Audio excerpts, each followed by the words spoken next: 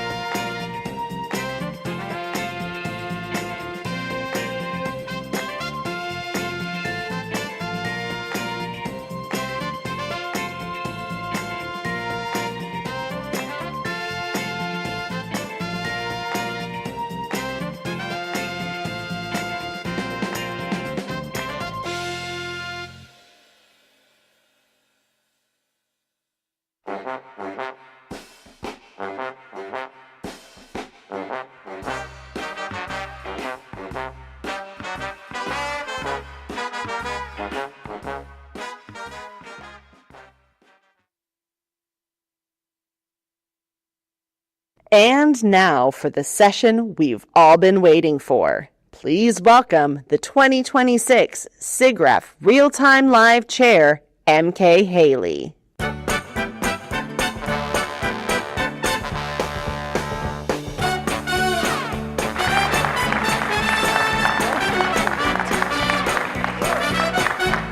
Welcome to Real-Time Live 2026. I didn't say that right. Real-Time Live! This is the only venue with an exclamation point, and we will deliver on that promise for you. One of the things I wanted to make sure as we had our audience here is that we explained what Real-Time Live was, how it's evolved, for those of you who may not have come before. So it used to be RTL. I insisted that we spell it out so it'd be a little bit clearer. My clicker's way over there. I apologize. So there's a bunch of interesting things happening this year. We have 2 interactive pieces that expect you to participate. There will be some screaming, so get ready for that. And there will also be some, by the way, they had me walk up the center because it was too long of a walk from there, so then I got to do it twice. We're by the seat of our pants here, Real-Time Live. This is also, everything is real time. Like nothing is canned, nothing is pre-recorded, and so it is a bit dicey because like what if something goes wrong? What if something falls off stage? But we want to celebrate the history of rendering, the advances. Happy 50th birthday to the Utah Teapot, Newell Teapot. It's his 50th birthday today. And rendering keeps advancing, faster, better, cheaper. And we have a wide array of demonstrations for you here. And preparing the session, so there I go and just repeat what I just said to you. So this was the call for participation, and it talked about we're looking for advances in processes and rendering speed and doing interesting things that you couldn't do without real time. What we added this year was we challenged you to think outside the screen. What real-world physical types of experiences are also using real-time technologies, AI, and things like that? And we had some really amazing conversations. And so I want to talk about the trends in the industry. That's back to, sorry, real-time live. Oh, no photographs. So if you've been here and other venues, there's different rules in each room. And so we really appreciate that you're respecting those rules. Some are like absolutely no photography, no video recording, no still pictures, no video. We welcome that here. We're also streaming live on YouTube right now. Hi, YouTube! And they will be able to vote at the end. You'll all be voting on the Audience Choice Award. So there is one presentation that we will not be streaming for copyright reasons, but you are welcome to take pictures while they're up here on stage. And a lot of this work we're actually not allowed to show unless we have those rules in place and we enforce them. So we really do thank you for following those rules. Here's what we're going to do, and Nathan Matsuda, who you'll meet later, he's going to be a runway model for one of our demos. He's very much in line with this, so we'll move forward with the thinking about demonstrating real-world physical things. So we have an amazing lineup for you here. We have 8 completely different pieces. They represent a wide variety of technologies. And there's a bunch of interesting trends, both in the industry and both in what we see. So these are the trends in real-time industry. There's a lot of tools being made to help other people. Obviously, optimization. I can render 8 million polygons now and only 5 million polygons last year. Really interesting stuff happening with broadcast television to offer an enhanced guest experience. There's theatrical experiences happening. Some of them are as simple as the little blinky bands at the Taylor Swift concerts. Others are far more complicated. Lots of audience participation happening in real time. Drone-enabled soccer. By the way, it's a South Korean sport. The world champions are a high school in Long Beach. So there's really interesting stuff. Sports visualization is happening. So that's in the industry as a whole. And we wanted to share with you what the jury looked like. You're seeing the 8 that we selected. So much more rich content came through. There was a fascinating one that does real-time detection of rocket launches. That's only interesting if it launches during the show. We were excited, but like not a good fit. There's a lot of great tutorials and training, and you'll see some examples up here. And also, we really expanded where around the world our submissions came, so we're super pleased to see that. Everybody wants to make everybody else's job easier.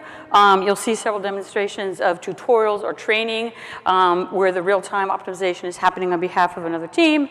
Obviously, rendering itself is getting faster and faster.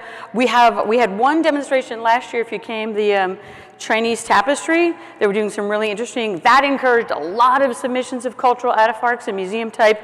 So we hope that what you see this year encourages more.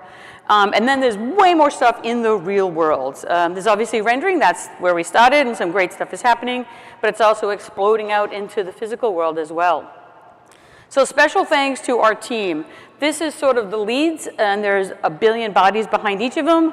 I am the 26 chair. Nathan Matsuda, who's next there, is 27. Gracie Arness, who's the one running around the most right now. She does our stage management and operations. We have an amazing IT team. GraphicsNet does the whole building.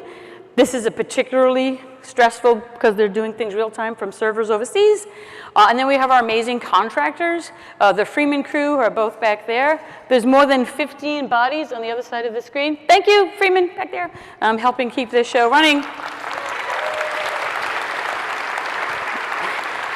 They're all wearing total black, so I can never see them. And then we have our conference management team at Smith Buckland. They are online right now supporting us from Chicago. And then we have a jury. And because we sort of mix things up, the jury is a mix of old experts, and that is Jim and Tim, longtime SIGGRAPH contributors and experts. Then we have two subject matter experts and sort of real world, real-time stuff, and that is Michael and Robert. And then we have one SIGGRAPH expert, but not this venue, so he knows how we operate, and that is Dr. Derek Ham. So thank you much for the jury. They did such a good job. They were thorough, they were polite. It was just a pleasure to spend a very long day with them. So one of the things we are interested in is you. Right? People always ask, that's great. How would I be the Animation Festival chair next year? And I say, talk to us 2 years ago. It's a very long process to chair a venue, but there's ways to get involved today or tomorrow. And one of the easiest ways is as a reviewer or a juror. So there's a QR code there. You just fill out a form and tell us your areas of expertise and interest, and we'll get you in the pipeline. And if you're like, whoa, I'm not that smart, that's a reviewer. And if you're like, I'm pretty smart, that's a juror. And so we want to open up those doors to hack. And then the next year you'll be a juror. You'll be promoted up to juror. But we want to get your ideas, not only in submissions, but also in participating as to what this looks like. This is a new initiative for us because it was frustrating for people to be told, maybe 3 or 4 years. Now we're like, today. Fill that out today, and we'll have people talking to you about either a specific venue, if you know of it, or if you have a skill set and we can apply it. So thanks in advance for your service. So welcome to SIGGRAPH 2026 Real-Time Live. How this operates is all of our presenters are seated along the wall there. We do have a camera operator who's walking around and shooting over the shoulder. And so we bring them up and seat them so that the camera never interferes with anyone else. So you see them sort of swapping through, and that's for optimization of our camera. Nice wide aisles so nobody gets tripped. And so first up we have, for your viewing pleasure, promptable AI camera. So off you go. This is a project out of the AP University of Applied Science and Arts in Antwerp. And one of the things I love about this team, the demo that they gave us, because you got to give us a real live demo so we know your proof is in the pudding, they had a window behind them, and it was absolutely beautiful, and they had students and such walking. We don't have a window behind us, but they've sorted it. They figured out a solution to impress you. So off you go. All right, it's officially started. Ooh. Thank you, MK. Hello, my name is Jeroen. We're going to show you Pike, and Pike is our promptable AI camera for which we filed a patent. Behind the keyboard controlling Pike is Joshua, who is going to put my instructions into prompts. As I said, this is a live camera, this is not post-production, so this is real time. We are processing everything on our servers in Belgium, so due to the network there will be a slight delay. Now Joshua, put us in a Jurassic jungle. As you can see, it happens now. Inside Pike, we have integrated an edit model, which gives us control over the different regions in the image. Now, Joshua, make the shirt red. And remove the sunglasses. As you can see, what you want is what you get live. Now, natural language prompting gives us multiple control layers. Joshua, change the style to cyber. Now change it to manga. Now, change the background to colorful surrealism, but keep me in manga style. We can also change the seats to have a variation. Joshua, change the seats, please. Thank you. Now back to reality. We can keep the original scene geometry intact while we switch certain style or image elements. Now, Joshua, do a very subtle oil painting style. We can also go wild and we can increase the style change. So, Joshua, make it oil painting surrealism and make the beard purple.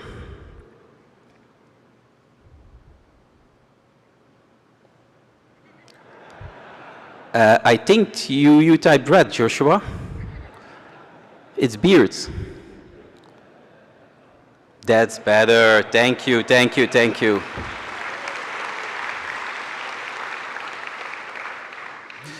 As you can see, the system is quite sensitive, so the prompt gives the direction, and the structure and the style controls all define the identity and the visual language live.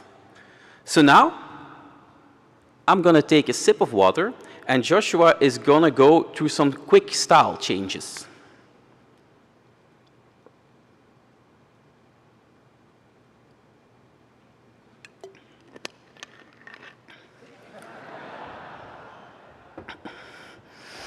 Now, as you can see, what used to take hours now happens in seconds. And this plugs directly into live streams, virtual production, and creative pipelines.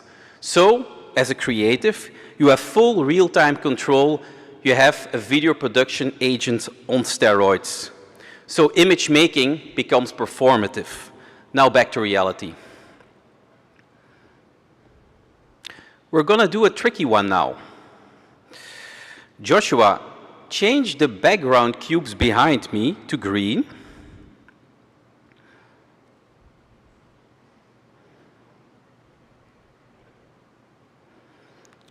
And make the curtains red.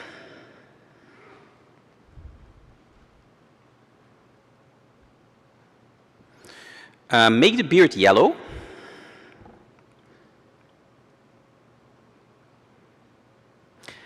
And since we're from Belgium, make the style oil painting Flemish Old Master style. Beautiful. Now do a morning lighting with hard shadows.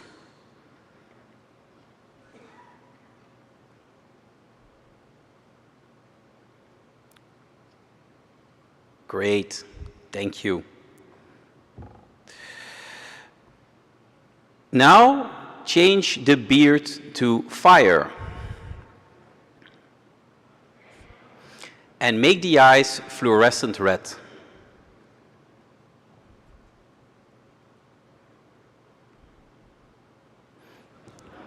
Now, to prove to you that this is not all automatic, I'm going to prove to you that Joshua is an actual human and invite him on stage to come and say hi. Joshua, come and say hi. Hello, everybody. As you can see, our camera no longer just records information, it interprets reality. So, this is no longer a camera, but a leap forward. Thank you.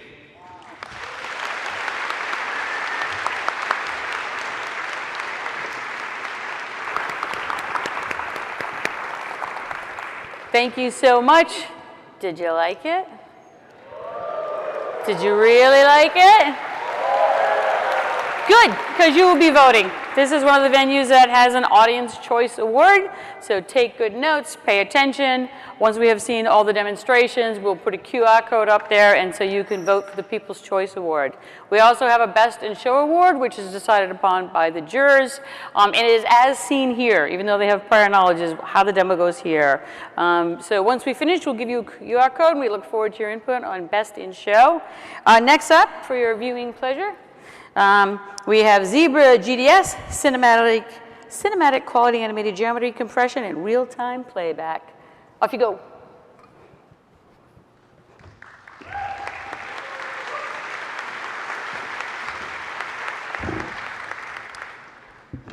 Good evening. 2 years ago at Real-Time Live, we presented Zebra VDB, a production-ready solution that brings cinematic volumetric effects to real-time. Tonight, we're honored to return and present Zebra GDS, a compression and rendering technology that can deliver near feature film quality mesh-based effects at an incredibly high frame rate. The visual here is Zebra VDB and GDS running live in Unreal. The simulation was directly inspired by the live concert graphics of Woodkid, one of my favorite French musicians and visual artists. He once said that he wants his music to make people feel like heroic. I think those of us building technologies, we are motivated by a similar type of romanticism. We want to develop tools that make artists feel like heroes when they create. The most convincing tech demos are, in fact, art demos. Let's look at this next large-scale simulation created by the artist, The Point and Prim. This scene is built from the cache of a sparse volumetric sim, a primary destruction sim with high-res RBD pieces, and a secondary debris sim with hundreds of thousands of smaller fragments. We brought the simulation from Houdini to Unreal using Zebra GDS. This type of physically convincing two-way couple simulations are typically very difficult to replicate in real time. The mesh alone reaches tens of millions of triangles per frame, while the VDB brings additional tens of millions of voxels.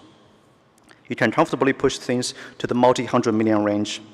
If the compressed sequence exceeds your VRAM, individual compressed frames can be streamed from RAM or from disk. Today, more creatives expect art duetability with immediate feedback. It's not just how much resolution you can handle, but how fast you can render it. Based on our benchmarks, Zebra GDS typically renders 5 to 10 times faster than existing solutions. But performance is not the only challenge. Artist sanity is equally important. It's hard to understate the value of happy artists who work faster, under less stress, and have the bandwidth to deliver more iterations. Let's look at an example of a fully real-time workflow. Starting with this magical effect created in Liquidgen by Jason Key from Gender Effects. A real-time simulation tool like Liquidgen already revolutionizes the speed of FX creation. The next piece of the puzzle is how to take such beautiful and detailed simulation into the game engine. The examples you see here are 10 to 30 gigabytes in their uncompressed form.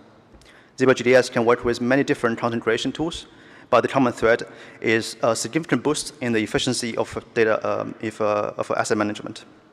For game devs, this also creates a simplified VFX asset pipeline, which avoids complicated workarounds. We typically see 80 to 92% data size reduction compared to Olympic caches, 3 to 4 times faster import compared to geometry cache, and adjusted 20 to 30 times faster export and setup compared to vertex animation textures. The import is straightforward. Simply select the source, choose the compression settings, and hit compress. We support all standard attributes like positions, normals, colors, UVs, velocities, and the material slots. In fact, the limit is only what attributes the engine supports. The topology is compressed losslessly, so any downstream operations that depend on accurate topology can be performed without issues. Meshlets generated during compression allow us to efficiently call parts of the mesh that is not visible from the main view. We don't need to decompress all the attributes from the called meshlets. The demand for higher visual fidelity and faster rendering is not limited to VFX and games. They are also very relevant for scientific and industrial applications, such as visualization and machine learning. In this highly intricate simulation created by custom bars, Zebra GDS is able to fully capture realistic vegetation being deformed, destroyed, and interacting with external physical forces. For sensor simulations, preserving those details can really matter because they influence what virtual camera, LiDAR, or perception models observes. For autonomous driving vehicles, simulating cars moving in a realistic virtual environment is a core part of the computer vision pipeline. But realism also comes with dynamic, chaotic, and unpredictable events, which can be harder to represent accurately. This car collision was simulated in Houdini and rendered in Unreal with ZBrushGDS. A procedure generation pipeline past a fast visualization tool like ZBrushGDS allow developers to simulate as many variations as they need with different parameters and conditions. The data compression benefit of ZBrushGDS allow a large number of variations to be stored and transferred efficiently through the pipeline. The decompressed geometry feeds directly into Unreal's native rendering and material systems, such as ray tracing, path tracing, Newman, and substrate materials. We can move to the exact moment of impact, inspecting the event using different camera configurations, lighting conditions, and visualization modes. When I first started learning CG, I got too ambitious and picked a very reasonable first project, trying to recreate Rivendell from Middle-earth. Creating the many waterfalls in the Elven Valley was the most painful part. Fast forward to today, this waterfall with millions of triangles is running in real-time frame rates on a consumer-grade RTX 5070 Ti. What a time to be alive.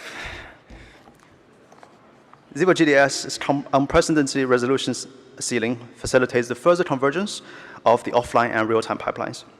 It reduces storage costs and iteration time. And lastly, it makes workflow much simpler and easier, which ultimately leads to happier artists and developers. We can continue to advance ZBrushGDS to tackle other practical challenges, like large point clouds, curves, and potentially Gaussian splats. Thank you very much for your time, and I want to give a big shout out to my colleague, Dimitro, who has been an incredible partner in this presentation.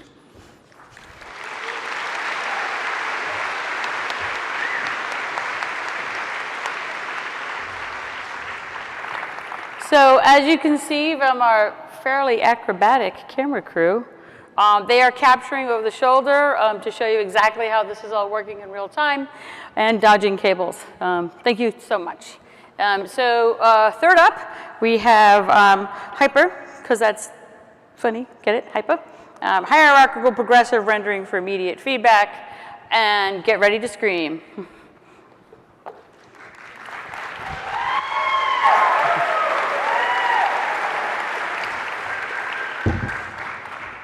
Hello, real-time live.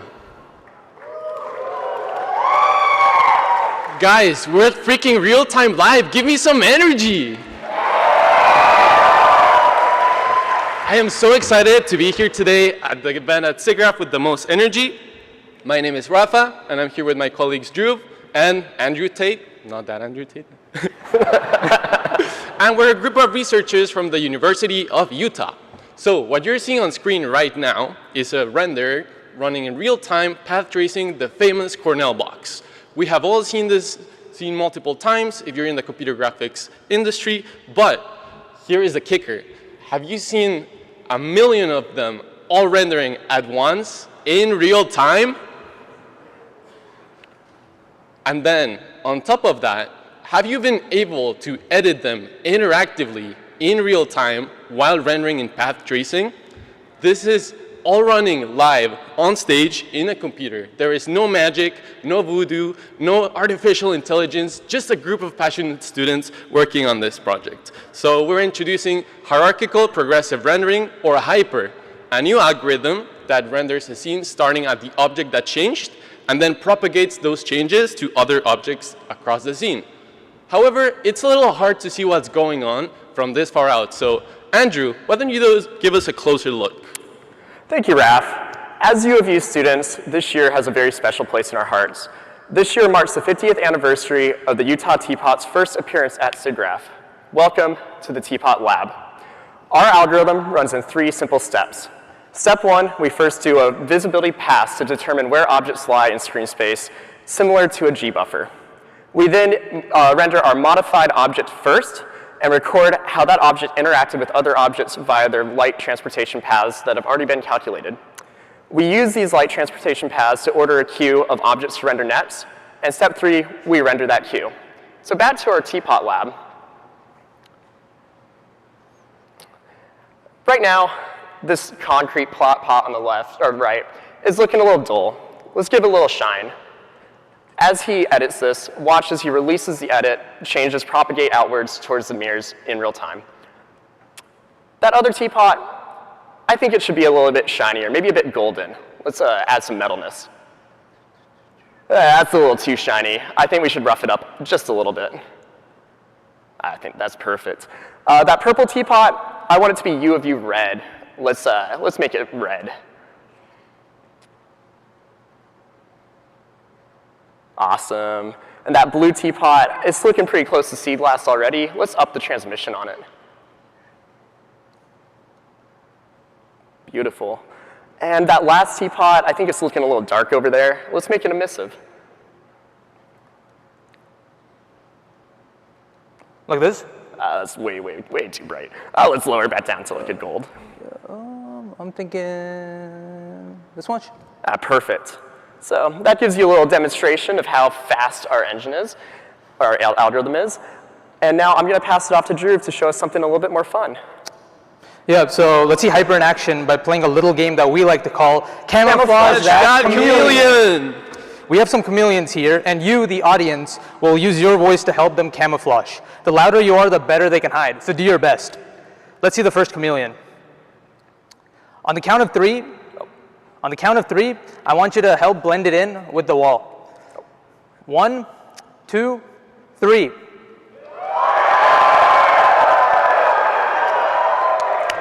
Great job, guys. Here's the second one.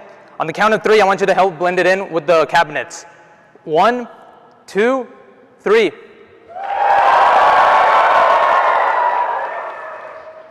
Perfect. And now the third one. Help blend it in with the sink. 1, 2, 3. As you can see, what you experienced wasn't just a trick. Every time the appearance changed, Hyper automatically propagated those changes throughout the scene and preserved the underlying relationships. That's what makes Hyper different. After all, rendering should not be your limit. Your imagination should be. So, in conclusion, today we introduced a new and novel rendering algorithm that renders only what changed across frames. This gives artists superpowers. No more sending renders to the farm, making changes and waiting to see what happened. You can see it path traced live in real time. This is going to change areas like look dev, video games, virtual production, foveated rendering, and all sorts of interactive applications. If you would like to read more about this, our extended abstract has now been published in the ACM Digital Library, and I really hope all of you guys enjoyed our demo today, and you have a wonderful rest of SIGGRAPH and real-time live. Hyper, hyper, hyper!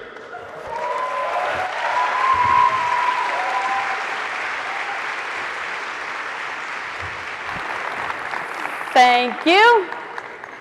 So next up, for your viewing pleasure, we have Game Ready Hair in Minutes. It is mesh modeling with physics. This was very specifically one of the ones where it was invented in service to others, make it as easy as possible to use. So as they were discussing, well, how do we demo this so that you're like, yes, anyone can use it, they said, we're going to bring a child. So our child demonstrator here. And also, we posted our sizzle reel about 2 weeks ago, and this is the one where the most common comment was, yes, give it to me now, please. So thank you and welcome. Game Ready Hair in Minutes. They got the memo on the exclamation point. Game Ready Hair in Minutes.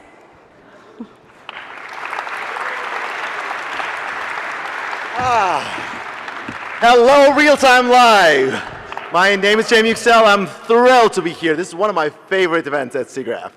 And here on stage, my PhD student, Ellie Diaz, is showing us some results that we showed at SIGGRAPH 2024 from a SIGGRAPH paper. But I want to start with a question. Don't you hate that in 2026, with all the awesome computer graphics techniques we have, most hair in video games still looks awful? And we're going to fix that today. We're going to show you some tech that will make preparing game-ready, high-quality hair like this child's play. You'll see. But before that, Ellie, why don't you tell us what you're showing here? So this is the super fast hair rendering project that we showed at SIGGRAPH 2 years ago. In fact, I showed an earlier version of this with Gaurav Bakare and Aysen Montalvo at Real-Time Live 2023. This super fast hair rendering technique can rasterize a full hair model in of 100,000 strands in under a millisecond. And with level of detail, we can make it even faster. Actually, there's a web demo on my website that can even run on your smartphones. But what's really interesting about this tech is that it doesn't matter how many models you're rendering. So even with 100 models like this, we can still rasterize the scene in about a millisecond because we effectively generate the same number of triangles. But the new stuff we'll show you today is combining two other SIGGRAPH papers that we presented last year with some new stuff into a super fast and stable hair simulation technique. So even with wild and crazy hair motion like this, we can still recover the hair shape. So your game characters won't be losing their groom right after taking a few steps, and which is a real problem, by the way, with most hair simulation techniques. So all this tech is based on hair meshes. Let me properly explain what they are. A hair mesh is a volumetric structure that defines the overall shape of a hair model. And it's typically low resolution like this, so it is super fast to simulate. At render time, we generate the individual hair strands inside this hair volume, and then shape them using some styling operations. So in the end, we render individual hair strands, but it all starts with a hair mesh. Right? Modeling a hair mesh like this is just like polygonal modeling. So here's a sped up video of an amazing artist, Lee Perry Smith, modeling a hair mesh. And as you see, even for him, it takes quite a few steps to give the hair mesh a rough shape. And I can't model like him, so it's even harder for me. And it's been bothering me for years because I wanted hair mesh modeling to be as easy as child's play. I mean, literally. So here's my child, Meyer. Hello. So, Meyer is 14 years old, just finished middle school, has no prior 3D modeling experience. And I finished the UI for this tool last week, so he had a few hours to practice with it. So let's see what he can do. So, Meyer, I want you to model us a hair mesh from scratch and try to do it as quickly as you can, and I will time you. I'm done. Okay, I haven't started timing you yet. Why don't you go slower this time and show us what you just did? It's easy. I select the polygons I want to extrude, I extrude them a few layers, and I adjust them to my liking. All right, that was good. As you see, the hair simulation in the background is doing most of the heavy lifting, so Meyer doesn't have to do all that much. Let's go over these high-level tools a little bit. So we have this length tool that allows you to adjust the length of the hair by dragging left or right. Or you can drag up and all the hair length gets closer, or you can drag it down, all the hair tips get closer. If you want to put the hair tips on an angle, you can turn on this guide tool and adjust the angle, and then drag the tips down to your liking. Okay. So we also have a layer tool that allows you to adjust the layers, but the volume tool is actually quite interesting. You can adjust the overall hair volume up and down like that, or you can have more volume at the top or near the roots or near the tips if you want. So you can apply these high-level tools to the entire hair mesh model or to a part of it if you want to by selecting part of it. And if you want to do polygonal modeling or brush tool like this, that's also fine too. But as you see, the physics simulation is still working in the background. But Meyer, please don't mess with that much. Okay. Okay. Thank you. All right. So whenever I show something like this to people, they always ask, "Can you model your hair?" So Meyer, what do you think? Can we do curly hair? It's easy. We just have to adjust the styling. Okay, let's do that. So I want you to turn off all of the styling except for clumps. Keep clumps. Okay. We probably want to reduce the number of clumps quite a bit. All right. Now we can maybe add some curls. All right, I would like you to drop the twist exponent all the way down. Okay, and maybe the root to tip all the way down. So curl starts from the start. Okay, this is a little too organized. Let's give it some fuzz. Come on. All right, that's more like it. So, okay, I'm liking that. But curly hair like this with this length, I think it should have quite a bit more volume. Let's crank up the hair mesh volume. All right. Looking good already. Nice. But also, the curly hair like this moves a little bit different, right? So let's adjust the simulation parameters. Okay, first of all, curly hair stretches quite a bit. So let's crank it down. Yes, the stretch parameter, very good. That's very good. We need to reduce the volume stiffness too. So what I want you to pay attention to is that as Meyer is changing these parameters, the hair mesh preserves its shape. That's because we have this compensation happening. This simulation tool is automatically compensating for the parameter change. So why don't we turn this off and show everyone? If you don't have the compensation and we crank up the hair volume, you'll see that hair volume forces are getting stronger, so the hair is getting puffier. We don't want that, right? We want to adjust the parameters differently. So this shows the importance of adjusting the hair parameters within the simulation tool. And let's crank up the damping quite a bit and give it some drag. And I think we're pretty much done. This looks good to me. Okay, so can we please get rid of that sad hair in video games now? Let's make our video game characters happy, huh? All right, thank you all.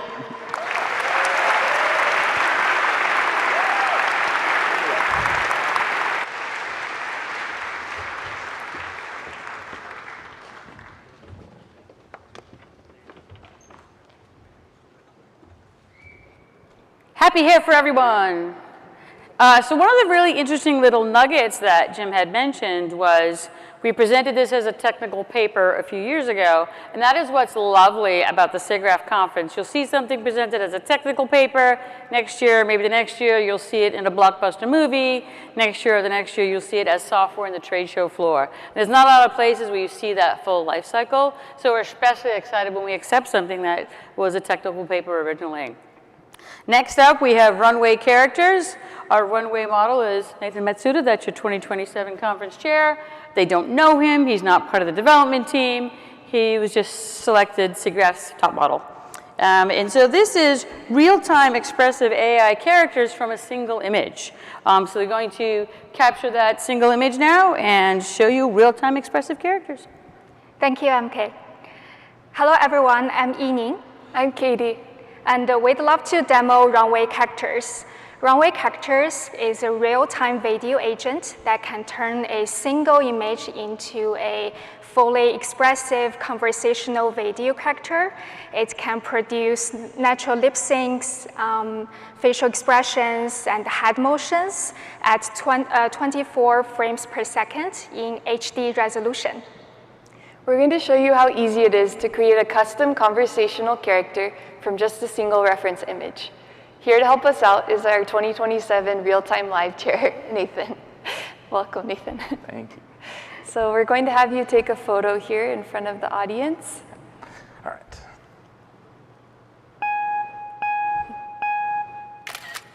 Great. And we're going to go to the character creation page here. We'll drag and drop the character, or the image, and create the character. It takes about 15 seconds to create the character, and then we'll be able to talk with it in real time. I'll quickly go through some of the customization options to customize your character. You can select the voice from a list of presets or record your own voice for a custom voice. You can name the character, specify their personality and how they should react and behave, their starting lines at the beginning of the video, as well as a custom knowledge base. So now let's check in on our Nathan character. And I'll let Nathan chat with Nathan.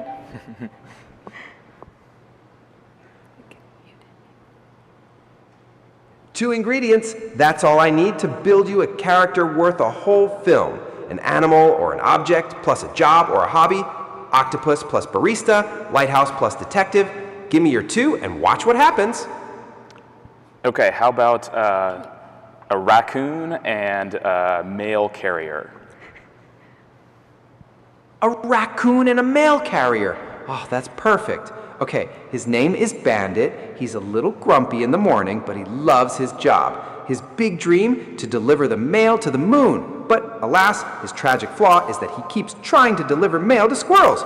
The movie opens with him tipping his little hat to a mailbox and saying, "Neither rain nor snow nor mischievous raccoons will keep us from our appointed rounds." So, what do you think? Want another one? That sounds great. Tell me about this character Bandit. How does he drive a mail truck? Does he carry a satchel? He doesn't drive a truck. He weaves through the city streets on a little scooter with a sidecar for his mail, and he definitely has a satchel. A very official-looking brown leather one, but mini-sized, of course. So how does the story wrap up? How does it end? Well, in the end, Bandit figures out a way to launch himself and his mail scooter towards the moon using a giant rubber band. He delivers one single letter to a lunar base, achieving his dream, but then he realizes he missed delivering mail to his friends on Earth, so he comes back totally happy. Want to hear about another one?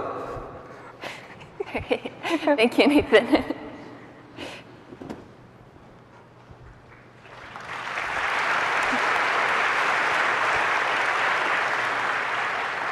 Thank you, Nathan. It's always so much fun to see someone talking to their own character. Next, runway characters not only work with realistic human, it also works pretty well with animals, animated characters, or even for very abstract creatures. And my favorite one is this one, and we call it Tooth. Here, next, let's talk to a special friend. His name is Pix, and he's a cat.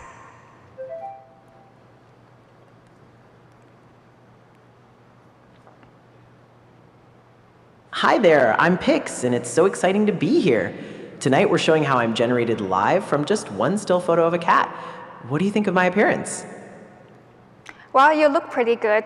Pix, can you tell me how does the model work and how do you go from a single image into a full conversation?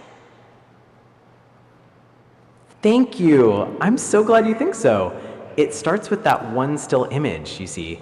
When I speak, my audio goes to a voice agent, which produces my reply. That audio then drives an audio to video model that generates me frame by frame. It's all happening live, which is so amazing. That's pretty cool. Pix, let's talk about your speed. How fast are you, and how did you optimize for the speed? Oh, the speed! In Runway's measurements, it's about 37 milliseconds per frame at 24 FPS.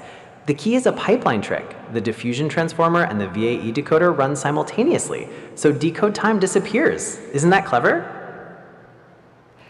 Yes, that's pretty cool. Can you tell me, before we say goodbye, can you tell us anything to our SIGGRAPH audience?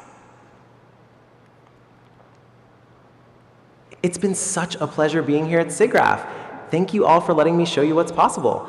I can't wait to see what new character interactions come next and what this community builds. Bye, everyone. Thank you so much, Pix.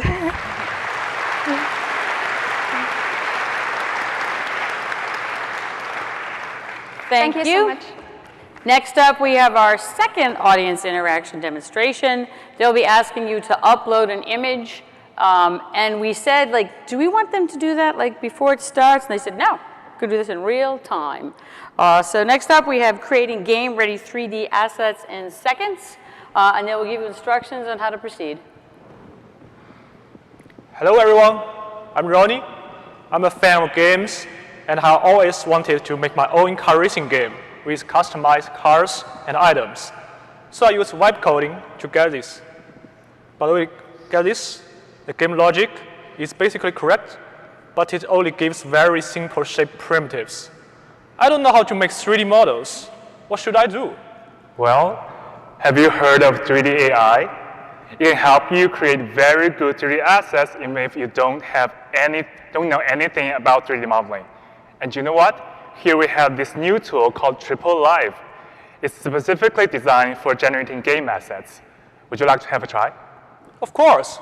I'm very interested. Let's do this.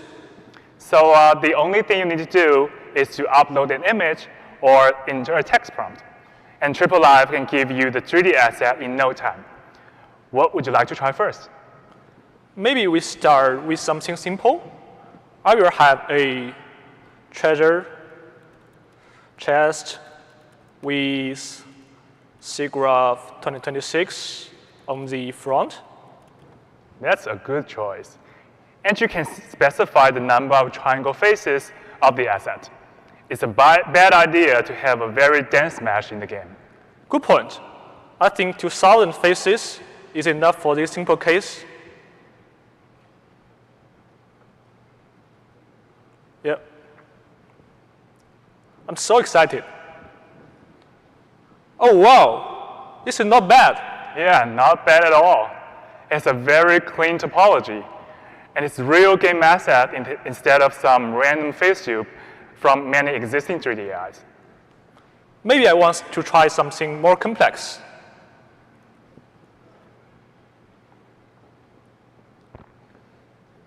This is my favorite hero from Dota 2. I will set it to 20,000 faces and see how good it can get. I bet it's good.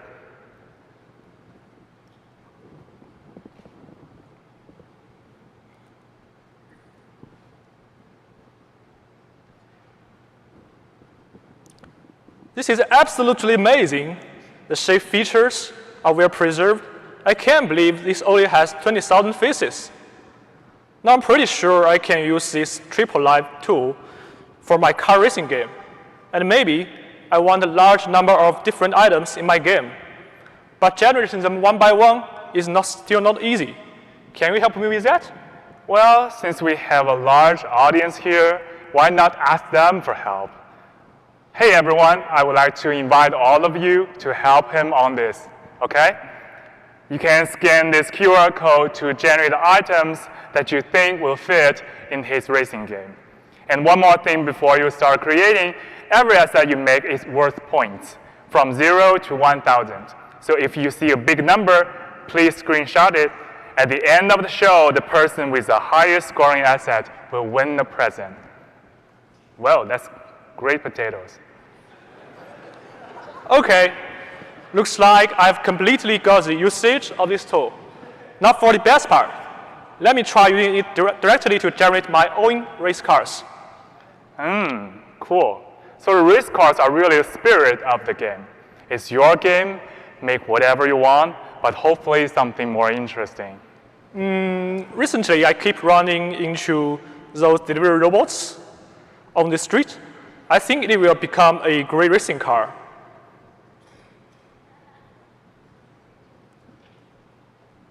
Whoa, that's cool. And everybody loves the Utah teapot. Let's also have a teapot car. That's a brilliant idea. I know the teapot has always been dreaming about being a race car. A track with just cars feels a little boring. I will try to make some other useful props. Okay, take your time. I'll take a look at what we have here from our audience. I think we already have 264 and counting number of assets, and here we have some amazing assets generated by the audience. Great robot and great potato again by Indie Game Dev. Thank you so much for your potatoes. Thank you. Yeah, I think now we have everything for our game, so let's have a try, shall we? Of course. The rules are simple. Items from the audience will appear on the track. Hit items to get points. 30 seconds, higher score wins. Ready? Yeah. 3, 2, 1, go! Let's go, teapot. Yeah. That's a nice crab, thank you. Oh, the spear looks great. The wheels are really spinning. I didn't really expect that. Yeah. Looks like the tool itself separated the parts on the own. So crowded on the track. That's really smart, right?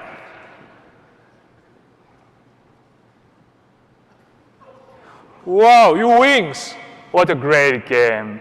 This is a lot of fun. 6 minutes ago, this was a pile of boxes, and I was about to give it up. Now it's a game you can actually play. The cars, the power-ups, the scenery, all made just now. And a whole track full of things everyone here made together.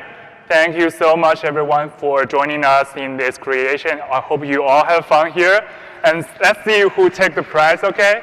So that will be SC with 969 points. Please find us with the screenshot.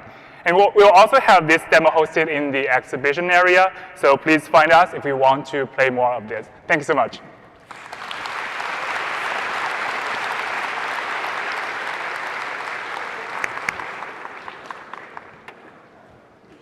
Who's the potato influencer? So our next demonstration falls right in line with what we saw, a really great push towards training and educational models. This is dissectable anatomy, embodied exploration for education. And again, aside from a beautiful tool for educational purposes, this data set is decades old. So it was really nice to see this data set repurposed, enabled. The human body hasn't changed much in those years, so it's still a valid data set. So thank you very much. Hi there, everyone. I'm Jack. And I'm Tim.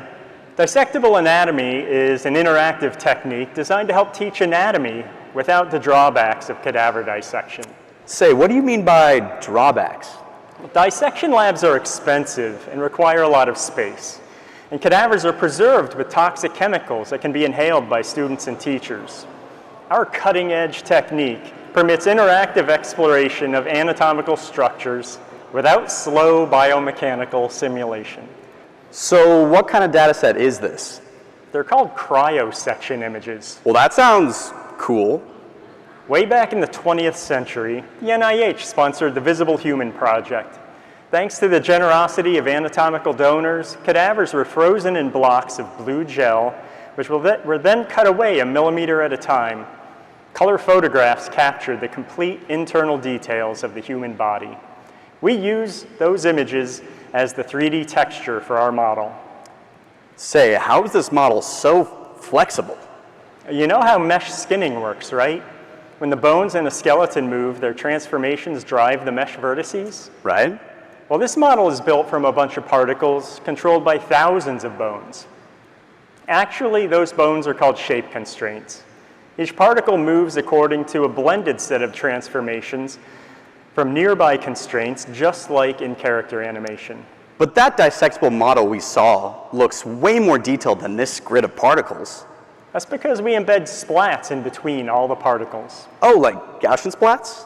Kind of, but unlike Gaussian splats, our splats are deformable, and they're textured with the visible human data, which gives us even more anatomical detail. We can also do some physically impossible things like non-destructively clip with a movable and deformable clip plane.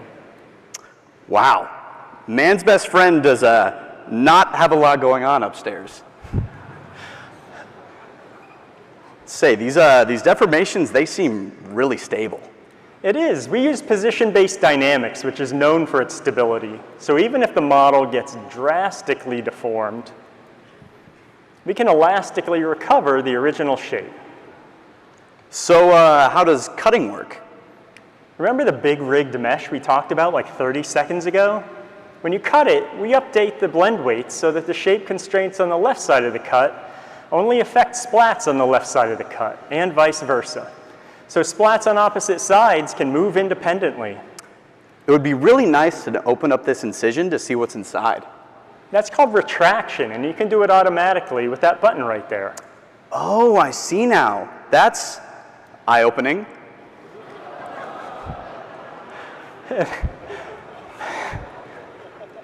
And there aren't any problems with intersecting cuts, like in some finite elements approaches. Hey, let me try that now. Here's the kicker. Tearing works like cutting.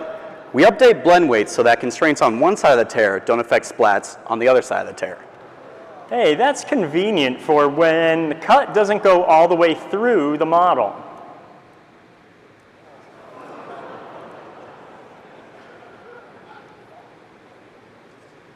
But if we really want to learn anatomy, we need more than just these color cryosection images. We have to know what the names of all the structures are and what their boundaries are. Right. Creating that mapping is called segmentation. Some of the public data sets we have found come with this segmentation image. Without it, the whole model behaves like one homogeneous material.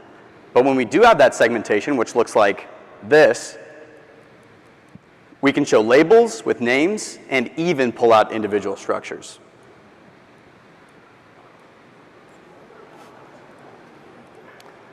Wait, this fracturing isn't some cheap this excision isn't some cheap pre-fracturing trick, is it? No, the model is completely unseparated until you pull the structure hard enough to release it. Then we create new shape constraints to hold the X-size splats. Wow, this little guy has a lot of heart. Hey, cut it out, man. I just did.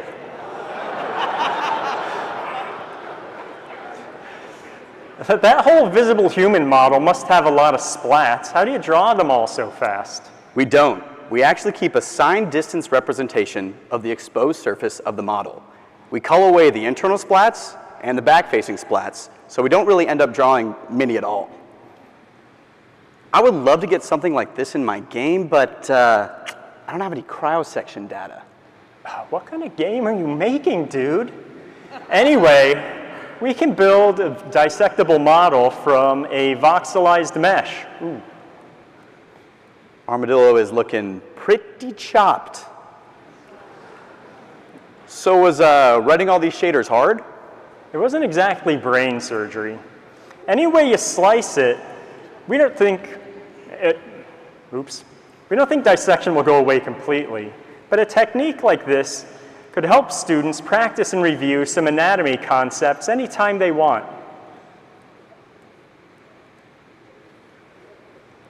And that is all for our demo. Thank you, and good night, LA. Thank you, guys.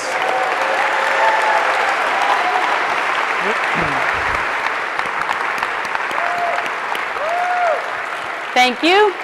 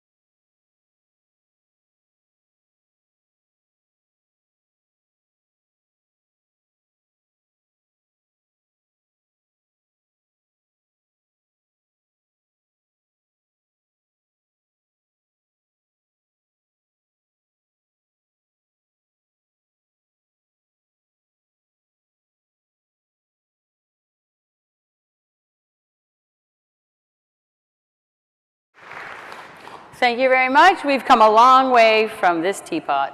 But we continue to advance opportunities, technologies, techniques, which take us from training, simulation, tools for artists and process flow, and then right out into the physical world. Now it's time to vote. So there's a reminder of the 8 projects we had demonstrated. Here's a QR code. We have about 5 minutes for you to vote, and this is for the Audience Choice Award. Everybody votes, including the people watching us on YouTube.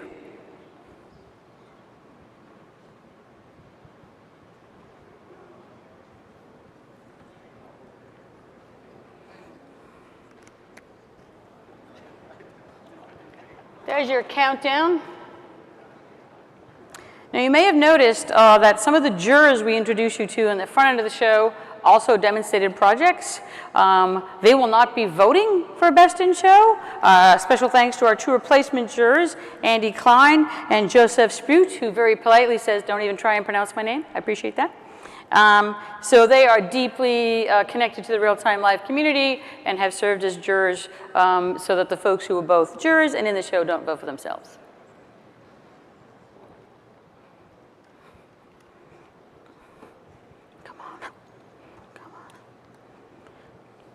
While we have a little time, Nathan Matsuda, who's your 2027 Real-Time Chair, is going to talk a little bit about his vision and how he will continue to move this venue forward. All right. Hi, everybody. So MK and I both come from the emerging technologies community, as she mentioned earlier, and that means that we've spent a lot of time thinking about how to bring the physical world into this real-time live program. And the way that I think about it is that the real-time graphics origin of this program actually has gone out and kind of permeated our culture and industry around us, where graphics play into big music festivals and, of course, video games and entertainment like sports, but also things like scientific visualization and automation and robotics and things like that. So I think we have a very wide net that we can cast to bring in contributors into this program in the future. So if you are working on any of those fields, or probably dozens of others that I haven't mentioned, please reach out to me or to the conference and think about submitting to the program next year. And I look forward to seeing all of the work that this whole community is doing that operates in real time, live, ! And we'll hopefully see you back here next year. And one interesting bit of cause for celebration last year, real-time live was rated the #1 experience in our attendee survey. That doesn't mean we do the exact same thing. It means we continue to think about why, what is the attendee expectation, how do we keep exceeding that. So we're always continuing to evolve our programs.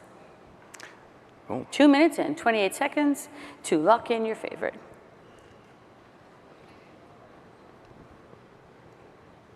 We can't see anything up here.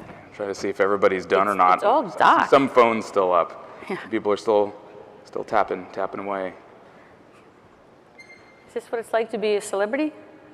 Blinded by the lights? I thought you were going to say having everybody looking at their phones instead of looking at you. That too.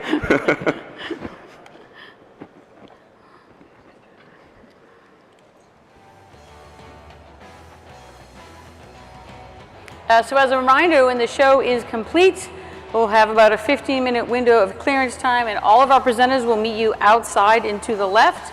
We have a meet and greet space. They each have a table, so you can go up and talk to them in person if you'd like and ask questions about their presentations. Also, all of them are listed on the SIGGRAPH 2026 website if you're looking for names or contact information.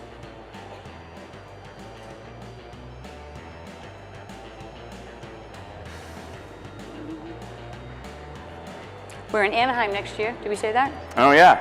Next year, the conference, SIGGRAPH 2027, will be at the Anaheim Convention Center in Anaheim, California. Right down the road. Yeah. 1 minute. Get your vote in. Every vote matters.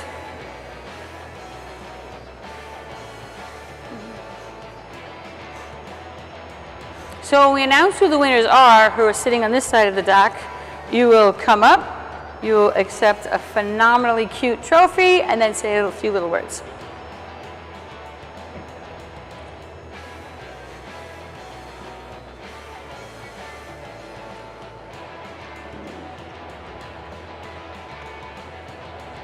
I wish, Tim, could you come up and tell more jokes about the human body? Less than 30 seconds. I can tell that people are finishing voting because I'm hearing more babble happening. So hopefully everyone's getting their last minute decisions in. So we have in the back of the room, they're monitoring this in real time, and somebody will scurry up with Post-it notes to tell us who the, oh, they're scurrying.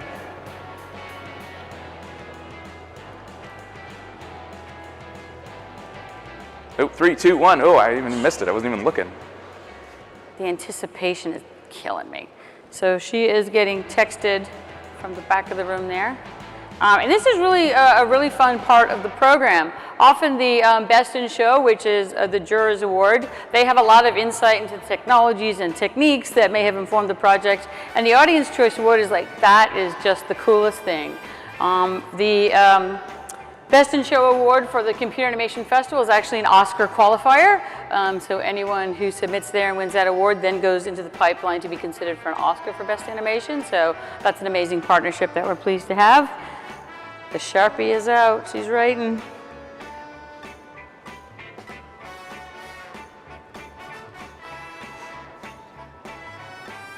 Thank you.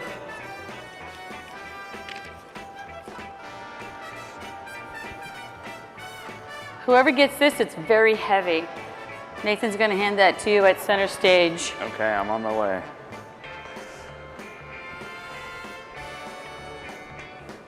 Best in Show. This is the Juror Prize. Special thanks to our stand-in jurors for keeping the integrity of this process complete.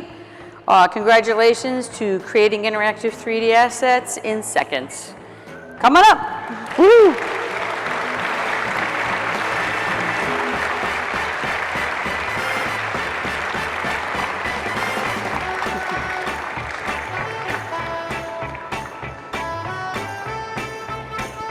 Also, if I can brag on this team a little bit, congratulations, phenomenal work, super fun. Suddenly we all care about potatoes. Here, we'll take a picture here. During the real-time live jury process, congratulations.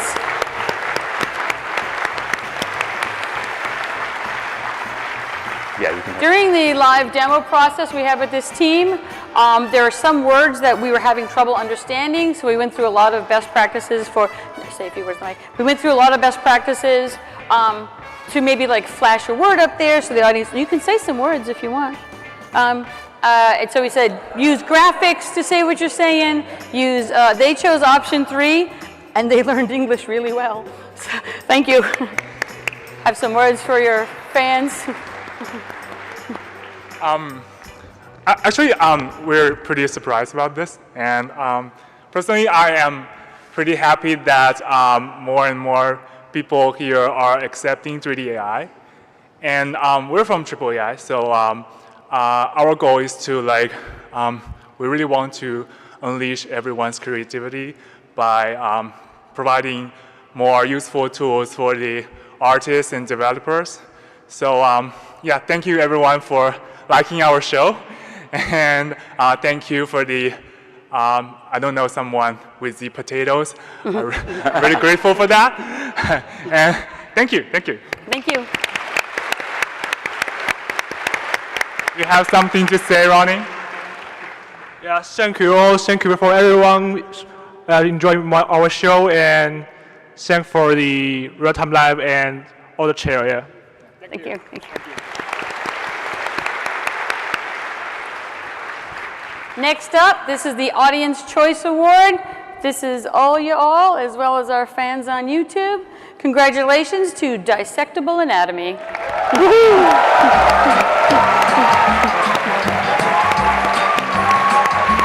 Where you at? Oh, there they are.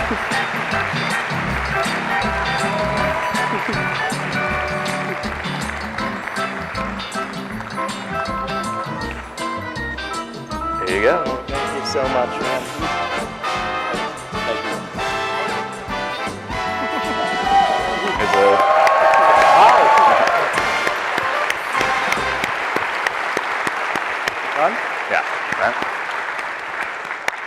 So I can tell you the only note we had for this team when we did the virtual rehearsal was, can they be less green? And they did that. They warmed him up a little, and we appreciate that. Thanks. Thanks so much. Thanks to Sam and Joe back home for your love and support. Thanks to the audience, of course. Thanks to Jack, you ramped up so fast. Thanks to the Freeman crew, GraphicsNet, MK, the RTL jury. Everyone has made this a blast, so thank you.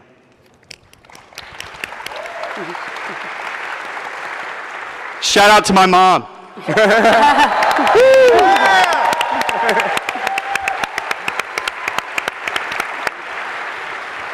So when we did our tech load in and run through, a lot of folks here have more than one role. He was in a purple student volunteer shirt. So he is a student participating as a student volunteer, put on a nice shirt, win an award. Thank you.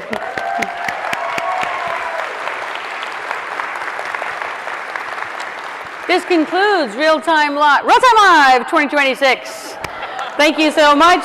We'll head out and go to the left and have some time to meet and greet with our presenters. And this is a by the seat of your pants production, and that's what makes it really special. So thanks for your participation. Same time next year, Anaheim.